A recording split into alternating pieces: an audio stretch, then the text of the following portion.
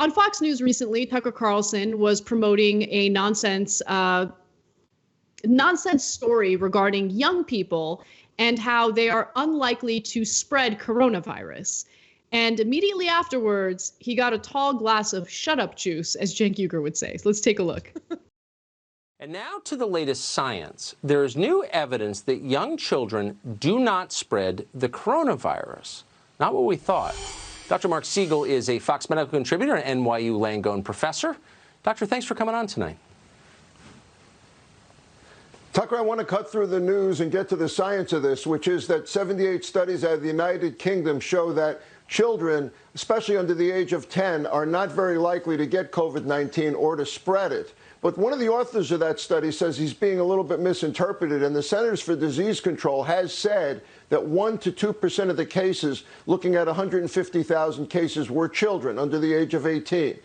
The real truth here is, and a China study showed that 90% of children have asymptomatic cases. So, Tucker, they appear to have a protein in the lungs that protects them from severe disease. And almost all of the children who get this are either asymptomatic or have mild cases. But it is not true that children don't get it, and it is not true that they can't spread it. Oh, that was delicious. I wonder which booker got fired for accidentally booking someone with credibility on Tucker Carlson's show.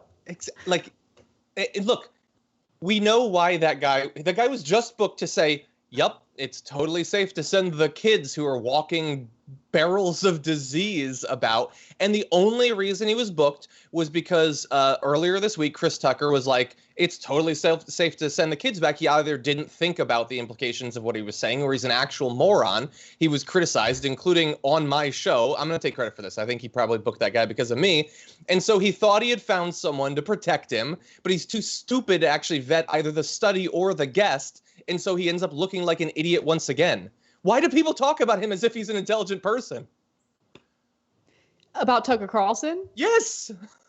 I don't know. I don't know. Every once in a while, he'll do a segment where he pretends like he cares about people working in America, but he doesn't. It's usually his little gateway to sharing his disgusting fascistic,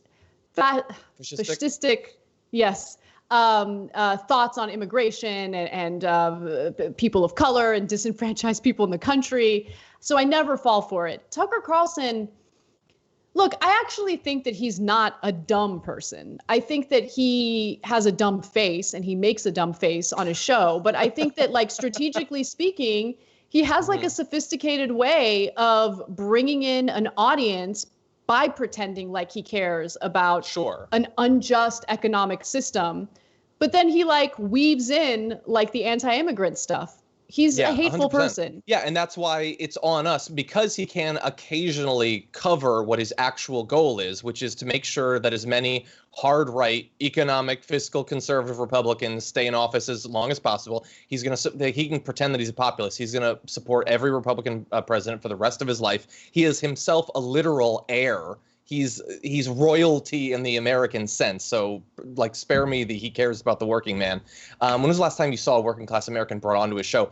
Anyway, that's why it's on us to make sure that we continue to combat that. In general, people get the idea that Fox is not fair and balanced, thanks to the work of, Media Matters and a lot of organizations and the Young Turks over literally years. We've gotten to that point. But that doesn't mean that there aren't some personalities that have still been able to maintain the veneer of critical thought, independence, and all of that. We have to fight back against it, even though I hate doing it because I hate his face. I think it's a waste of time.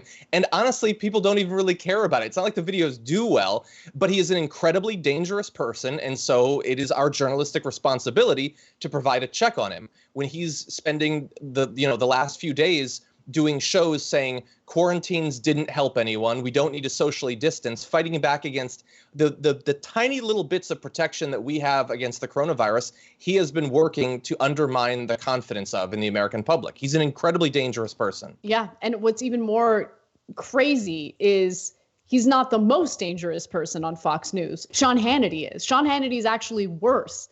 In the beginning of this pandemic, Tucker Carlson kind of took it seriously. I mean, obviously, he's become more and more reckless in his coverage of coronavirus, but Sean Hannity has actually been worse. There was an actual study done looking into what's likely to happen to viewers who watch Sean Hannity versus Tucker Carlson. And since Tucker Carlson's been a liar from the very beginning, his audience is more likely to contract and die from the virus. Mm-hmm. This is an actual study being done. Yeah. So it's just something to know. If you're terrified by the misinformation coming from people like Tucker Carlson, just know that there are people on that cable news channel who are actually worse. And they talk to the president on a daily basis. Thanks for watching The Young Turks. We really appreciate it. Another way to show support is through YouTube memberships.